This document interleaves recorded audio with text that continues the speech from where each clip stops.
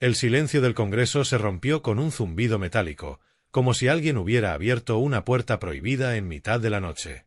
Era media mañana, los diputados apenas terminaban el café, y de pronto los teléfonos comenzaron a vibrar uno tras otro, una oleada de notificaciones que arrasó pasillos, despachos y salas de prensa. En cuestión de segundos, todos sabían que algo grande había estallado. Un audio. Una filtración. Y, como suele ocurrir en la política, nadie estaba preparado para el terremoto que vendría después. Los primeros en reaccionar fueron los periodistas. Las redacciones se llenaron de voces excitadas, los editores gritaban nombres, las luces de las cámaras se encendían y en los monitores aparecían titulares a medio escribir: filtración explosiva sacude al gobierno, un audio compromete las conversaciones internas, la oposición exige explicaciones inmediatas. Nadie sabía todavía el contenido exacto del archivo, pero bastaba con la palabra filtración para que todo el país se pusiera en alerta. El audio, según las primeras versiones, había sido grabado en una reunión privada entre varios altos cargos del Ejecutivo. Las voces eran nítidas, el tono confidencial, y lo que allí se decía bastaba para levantar sospechas sobre decisiones tomadas semanas antes. No se trataba de un simple malentendido ni de un comentario fuera de contexto. Era, según decían los que ya lo habían escuchado, una conversación que podía cambiar el rumbo de la política española en los próximos meses. En los despachos del gobierno, el desconcierto se mezclaba con la indignación. Nadie entendía cómo algo así había salido a la luz. ¿Quién lo había filtrado? ¿Cómo habían accedido a esa grabación? Los asesores revisaban los teléfonos, los sistemas de comunicación internos, las entradas y salidas de las reuniones. Todo parecía en orden. Pero el daño ya estaba hecho. A mediodía, las redes sociales ardían. El hashtag con el nombre del presidente era tendencia mundial. Miles de usuarios compartían fragmentos del audio, teorías, interpretaciones. Algunos aseguraban que era una manipulación, otros que era la prueba definitiva de lo que llevaban meses denunciando. En cuestión de horas, la conversación política se polarizó hasta el extremo. La oposición no tardó en reaccionar. Desde su sede, el portavoz de un conocido partido de línea dura compareció ante las cámaras con una mezcla de calma y contundencia estudiada. Su discurso, preparado en tiempo récord, sonó como un disparo en mitad del caos. Esto confirma lo que llevamos diciendo desde hace tiempo. Hay decisiones que no se han tomado pensando en los ciudadanos, sino en intereses particulares. Y exigimos responsabilidades ya. Las palabras resonaron como un eco en los informativos de la noche. En las tertulias, los analistas debatían si la filtración era auténtica, quién se beneficiaba de ella y qué consecuencias tendría en la frágil estabilidad del gobierno. Algunos defendían que era una jugada política, una estrategia para distraer de otros asuntos. Otros, en cambio, veían en ese audio una grieta profunda, una herida que tardaría en cicatrizar. Mientras tanto, en los pasillos del Congreso, los diputados se miraban con recelo. Nadie sabía en quién confiar. Los teléfonos se apagaban antes de entrar a las reuniones, las conversaciones se reducían al mínimo. Había miedo, sí, pero también algo más, la sensación de que todo estaba cambiando. El presidente, rodeado de sus asesores más cercanos, decidió guardar silencio durante las primeras horas. Se limitó a ordenar una investigación interna y a preparar un comunicado prudente, evitando dar más publicidad al asunto. Pero el silencio, en política, suele ser el peor enemigo. Cuanto más callaba, más crecían las especulaciones. A la mañana siguiente, los titulares eran demoledores. Los periódicos abrían con capturas del audio, con frases sacadas de contexto y análisis de expertos en sonido que aseguraban que no había manipulación aparente. En las calles, la gente comentaba el asunto como si fuera una serie televisiva. En los bares, los taxistas, los camareros, los jubilados y los estudiantes discutían si el presidente debía dimitir o si todo era una campaña sucia. El Parlamento convocó una sesión extraordinaria. Los medios la transmitieron en directo, y el ambiente era tan tenso que se podía cortar con un cuchillo. Desde la bancada de la oposición, el líder del Partido Conservador aprovechó la oportunidad para golpear con fuerza. Su tono era solemne, su voz grave, su mirada fija en el jefe del Ejecutivo. No se puede gobernar un país escondiendo la verdad a los ciudadanos. Si ese audio es auténtico, Señor presidente, usted tiene que asumir su responsabilidad política. Los aplausos retumbaron como un trueno. Algunos diputados golpeaban sus mesas, otros guardaban silencio. El presidente respondió con calma, apelando a la prudencia y al respeto institucional. No voy a dejarme arrastrar por rumores ni por grabaciones que aún no han sido verificadas. Confío en que la verdad saldrá a la luz, y cuando eso ocurra, muchos tendrán que pedir disculpas. Pero la verdad, en política, rara vez llega limpia. Mientras las instituciones se preparaban para una investigación formal, el audio seguía extendiéndose como un incendio imposible de apagar. En los grupos de mensajería, en los foros, en los programas de radio nocturnos, todos opinaban, todos analizaban, todos buscaban culpables. Lo que empezó como un archivo de apenas 5 minutos se convirtió en el símbolo de una desconfianza creciente hacia todo lo que sonara a poder. En una redacción de Madrid, un periodista joven, obsesionado con la historia, decidió ir más allá. Analizó los metadatos del archivo, rastreó las primeras cuentas que lo difundieron, comparó las frecuencias del sonido. Descubrió algo inquietante. El audio no se había grabado con un teléfono común, sino con un dispositivo profesional.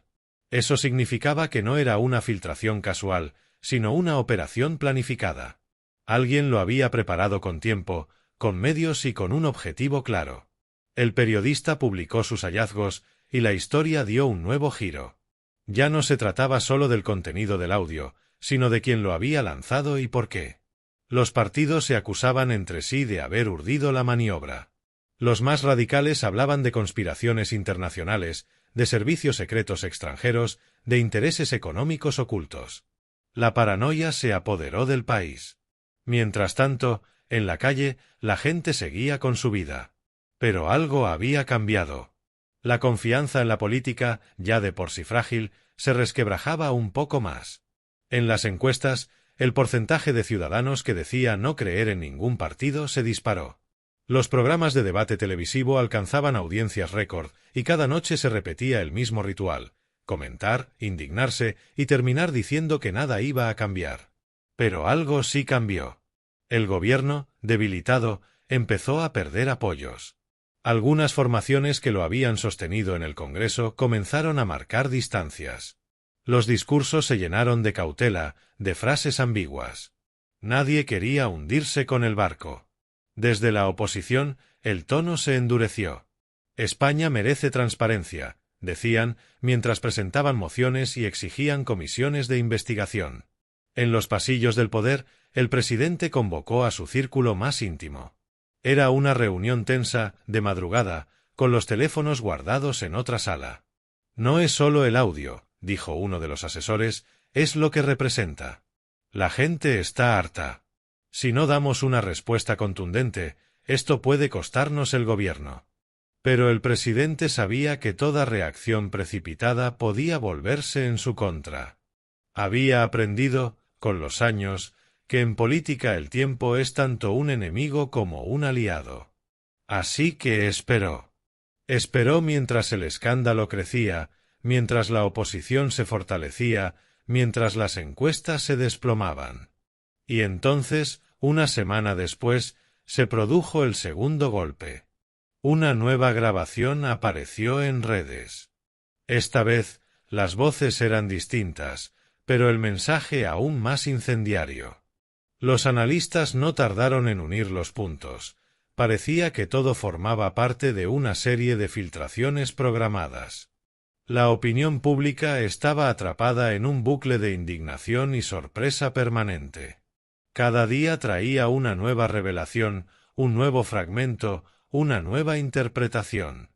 Los expertos en comunicación lo llamaron la política del goteo, un flujo constante de pequeñas bombas informativas que mantenían al país en vilo y erosionaban poco a poco la credibilidad del poder. Nadie sabía cuándo llegaría el siguiente golpe. El líder de la oposición, mientras tanto, jugaba sus cartas con astucia. No necesitaba exagerar ni gritar, bastaba con dejar que el gobierno se desgastara solo. Cada intervención suya era medida, calculada para transmitir autoridad y serenidad. Mientras los demás discutían sobre el contenido de los audios, él hablaba de regeneración, de limpieza, de volver a los valores tradicionales. Su mensaje calaba entre los votantes más desencantados que veían en él una figura de orden frente al caos. En los noticiarios, las imágenes del Parlamento se alternaban con manifestaciones espontáneas en las calles. Algunas pedían transparencia, otras exigían dimisiones. En el aire se respiraba un malestar difuso, una mezcla de rabia y cansancio. Los ciudadanos empezaban a entender que, detrás de cada filtración, había algo más profundo, una lucha por el poder, por el control del relato, por la confianza de un país dividido. Las semanas siguientes fueron un torbellino. Se formaron comisiones, se filtraron nuevos documentos, se cruzaron denuncias y desmentidos. Algunos medios independientes publicaron investigaciones paralelas que contradecían la versión oficial. La verdad, como suele suceder, se volvió un terreno movedizo. En medio de ese caos, el presidente decidió dar un paso al frente. En una comparecencia televisada, miró a la cámara con gesto firme y declaró: «Este país no puede seguir rehén de filtraciones ni de intereses ocultos. Se investigará hasta el final, caiga quien caiga». Sus palabras sonaron solemnes, pero en el fondo todos sabían que la tormenta apenas comenzaba. El impacto fue inmediato. Los seguidores más fieles recuperaron algo de confianza, los indecisos siguieron dudando y los detractores intensificaron sus ataques. La política se convirtió en un campo de batalla mediático, donde cada frase, cada gesto, cada silencio era analizado al milímetro. Y sin embargo, en medio del ruido, algunos empezaron a preguntarse si realmente importaba quién había filtrado el audio o qué decía exactamente. Lo que la gente sentía, esa desilusión, esa sospecha permanente hacia quienes los gobernaban, parecía ya irreversible. La filtración había abierto una grieta que no se podía cerrar. Un politólogo veterano lo resumió en una frase durante un debate nocturno: «Lo grave no es el contenido del audio. Lo grave es que el país lo ha creído». Esa era la verdadera consecuencia. La confianza rota, el descreimiento total. Y en esa tierra fértil, los discursos más duros, más simples y emocionales empezaron a ganar terreno. El líder opositor, viendo el cambio de clima, endureció su discurso. Hablaba de traición, de soberanía, de recuperar la dignidad perdida. Su tono, antes institucional, se volvió combativo. Las encuestas empezaron a reflejarlo. El gobierno, por su parte, trataba de resistir. Prometía reformas, transparencia, auditorías, pero cada intento parecía llegar tarde. El relato ya estaba escrito en la mente de la gente. Cuando finalmente se convocaron elecciones anticipadas, el país estaba exhausto. La campaña fue una guerra sin descanso, con filtraciones, desmentidos y promesas vacías. Los mítines se llenaban de gritos y banderas, pero detrás de cada sonrisa de los candidatos se escondía la misma sombra, la del audio que lo cambió todo. Y aunque el resultado de las urnas dio un vuelco inesperado, lo cierto es que nadie ganó del todo. Porque lo que se había roto no era solo un gobierno, sino la fe en las palabras, en las instituciones, en la idea misma de verdad. Las elecciones se celebraron bajo un cielo gris, con el país dividido y un ambiente que olía a cansancio. Las colas en los colegios electorales eran largas, silenciosas, casi solemnes. Nadie hablaba mucho, solo se escuchaba el sonido de los pasos, los sobres deslizándose en las urnas y los murmullos de los funcionarios revisando las listas. Aquella no era una jornada alegre ni festiva, sino el reflejo de una nación que votaba más por rabia que por esperanza. Cuando cerraron los colegios y comenzaron a llegar los primeros resultados, la tensión se podía palpar. En la sede del gobierno, los rostros eran de piedra. Las pantallas mostraban un mapa que se teñía de color rival, distrito a distrito, como una mancha que se expandía sin freno. En la oposición, en cambio, el ambiente era de euforia contenida. No querían cantar victoria antes de tiempo, pero sabían que el viento soplaba a su favor. A medianoche, con el 90% del escrutinio completado, la tendencia era irreversible. El partido del gobierno había perdido casi un tercio de sus apoyos. El bloque opositor, reforzado y más agresivo que nunca, rozaba la mayoría absoluta. En la sede presidencial, los asesores se miraban sin hablar. Solo se escuchaba el clic de los teclados, los teléfonos vibrando y el murmullo lejano de los periodistas agolpados en la calle. El presidente apareció pasadas las 2 de la madrugada. El rostro cansado, la voz algo quebrada, pero sin perder la compostura. Los ciudadanos han hablado, dijo, y, como demócrata, acepto su decisión. España necesita estabilidad y diálogo. Espero que quienes hoy celebran la victoria sepan estar a la altura del momento que vivimos. No hubo aplausos, ni sonrisas, ni abrazos. Solo un silencio espeso, casi solemne, que marcó el fin de una era. En la sede de la oposición, en cambio, estalló la algarabía. Banderas, cánticos, vítores, flashes. El nuevo líder, que había construido su ascenso sobre la ola de desconfianza y hartazgo, subió al estrado entre aplausos y luces cegadoras. Su discurso fue breve, contundente, diseñado para la historia. Hoy comienza una nueva etapa. Hoy recuperamos la voz del pueblo. Y prometo que nunca más España volverá a ser gobernada desde la mentira. El país amaneció con un nuevo mapa político y una incertidumbre gigantesca. Los mercados reaccionaron con nerviosismo, Europa pedía calma, y los analistas trataban de explicar un cambio que, en realidad, se había gestado desde mucho antes, desde aquel primer audio que había encendido la mecha. Los días siguientes fueron frenéticos. En los despachos del antiguo ejecutivo, los asesores recogían papeles, vaciaban cajones, borraban mensajes. Algunos lo hacían con resignación, otros con un nudo en la garganta. Habían dedicado años a construir un proyecto que se desmoronaba en cuestión de semanas. Y lo peor no era la derrota, sino la sensación de haber sido víctimas de una maquinaria invisible, una guerra de información donde las verdades y las mentiras se confundían a propósito. El nuevo gobierno tomó posesión entre aplausos y promesas de regeneración. En los primeros discursos se habló de limpiar las instituciones, abrir las ventanas del poder, acabar con la opacidad. El pueblo, esperanzado pero cauteloso, miraba con expectación. Querían creer que, esta vez, las cosas serían distintas. Pero la política, como la historia, rara vez concede finales felices. Apenas pasaron 3 meses cuando un nuevo escándalo estalló. Otro audio, otro nombre, otra sospecha. Esta vez, sin embargo, el gobierno recién estrenado era el señalado. Las redes volvieron a arder, los informativos repitieron las mismas palabras de siempre: filtración, indignación, crisis.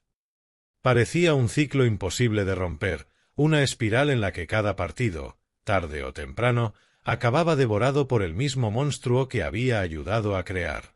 En las cafeterías del centro de Madrid, los viejos parroquianos decían lo mismo que sus abuelos habían dicho antes: nada cambia, solo cambian los nombres. Y tenían razón. Las filtraciones ya no eran excepciones, sino parte del juego. Habían transformado la política en un espectáculo continuo, una serie sin fin donde la verdad importaba menos que el impacto del último titular. El periodista que había investigado el primer audio siguió tirando del hilo. Con paciencia y obstinación, empezó a trazar conexiones entre las filtraciones, los canales de difusión y ciertos movimientos financieros. Descubrió que detrás de todo aquel entramado había un grupo de consultores y estrategas que operaban desde la sombra, sin bandera ni ideología, dispuestos a hundir o elevar gobierno según quien pagara más. Cuando el reportaje salió a la luz, el país volvió a sacudirse. Los nombres de empresas tecnológicas, bufetes y agencias de comunicación aparecieron entrelazados en un laberinto de operaciones opacas. Lo que parecía un enfrentamiento político era, en realidad, una guerra de poder global. La democracia, sin saberlo, había sido convertida en un tablero de ajedrez donde los peones eran los ciudadanos y las filtraciones, las jugadas maestras. El periodista recibió amenazas, presiones, ofertas de dinero por su silencio. Pero siguió adelante. Sabía que aquel era el momento de su vida, la oportunidad de destapar algo que trascendía a los partidos.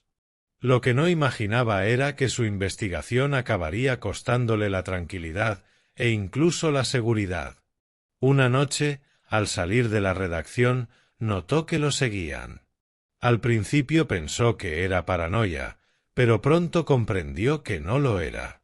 Cambió de ruta, entró en un bar, esperó.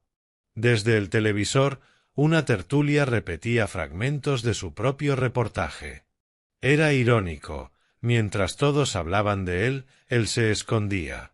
El país, entretanto, seguía atrapado en una espiral de desconfianza. Los ciudadanos ya no sabían qué creer. Cada día se publicaban nuevas grabaciones, nuevos supuestos documentos, nuevas filtraciones. Algunas eran reales, otras falsificadas, pero todas servían para lo mismo: dividir, enfurecer, distraer. La política se había convertido en una guerra de percepciones. Y en ese clima, el nuevo presidente empezó a perder el control. Lo que había prometido como una etapa de transparencia terminó siendo un gobierno acosado por la sospecha. Las encuestas, que al principio le favorecían, se desplomaron. Los aliados lo abandonaban, los adversarios olían la sangre. Una tarde, durante una sesión parlamentaria, un diputado de la oposición, ahora convertida en fuerza emergente, lanzó una frase que quedó grabada en la memoria colectiva: los audios cambian, los nombres cambian, pero el engaño sigue siendo el mismo. La diferencia es que ahora la gente escucha. Esa noche, los telediarios repitieron la cita hasta el cansancio. En los hogares, en los bares, en las redes, todos sabían que aquella frase resumía el espíritu de la época: una sociedad saturada de ruido, que ya no distinguía entre la verdad y la manipulación, pero que seguía escuchando, con la esperanza de encontrar algo real entre tanto eco. El periodista, refugiado temporalmente en el norte del país, siguió escribiendo. Publicó un libro sobre las guerras de la desinformación, y aunque fue aclamado por la crítica, pocos comprendieron del todo la magnitud de lo que revelaba. En las últimas páginas, advertía: la próxima crisis no vendrá de un audio, sino del silencio. Cuando ya nada sorprenda, cuando la gente deje de reaccionar, ese será el verdadero final de la democracia. Pasaron los meses, y el país volvió a sus rutinas. Pero la política nunca volvió a ser la misma. Los discursos eran más calculados, las reuniones más vigiladas, los teléfonos más controlados. Nadie se fiaba de nadie. Cada palabra pronunciada podía ser el titular de mañana. En una entrevista años después, el expresidente, aquel que había caído por la primera filtración, confesó algo revelador: no perdí por lo que se dijo, sino porque ya nadie estaba dispuesto a creerme. Y quizás esa era la lección más dura de todas. Las filtraciones habían comenzado como una herramienta de transparencia, pero acabaron convirtiéndose en un arma de destrucción política. Lo que antes se consideraba fiscalización ahora era espionaje. Y lo que antes era noticia, ahora era ruido. Los ciudadanos, resignados, seguían votando, aunque con la sensación de que el resultado daba igual. Porque al final, todos sabían que tarde o temprano volvería a aparecer otro audio, otro escándalo, otra verdad a medias. Y en medio de ese ciclo sin fin, la prensa, los partidos y los propios ciudadanos aprendieron una amarga verdad: que el poder no se pierde por un error, sino por una grabación reproducida 1000 veces hasta convertirse en mito. Una noche, el periodista volvió a escuchar aquel primer audio, el que había iniciado todo. Lo reprodujo con auriculares, en silencio, en su despacho. La voz seguía sonando igual, clara, contundente, cargada de implicaciones. Pero ahora, después de todo lo vivido, ya no le causaba impacto. Era solo un recuerdo. Una pieza más de una historia que se había salido de control. Apagó el reproductor, miró por la ventana y pensó en cómo un simple archivo de 5 minutos había cambiado la historia política de su país. En cómo, sin quererlo, había destruido la confianza y reescrito las reglas del poder. Y entonces entendió algo, que el verdadero escándalo no había sido el contenido del audio, sino la facilidad con la que todos habían querido creerlo. Porque, al final, las democracias no caen por las mentiras de los poderosos, sino por la desesperación de los pueblos que ya no saben en quién confiar. El país siguió su camino, entre nuevas promesas, nuevas filtraciones y nuevos líderes. Pero aquel eco lejano, aquel sonido grabado en una reunión privada, nunca desapareció del todo. Seguía resonando, débil pero persistente, en cada discurso, en cada campaña, en cada voto emitido. Como un recordatorio de que el poder, en la era del ruido, no lo tienen los que mandan, sino los que graban.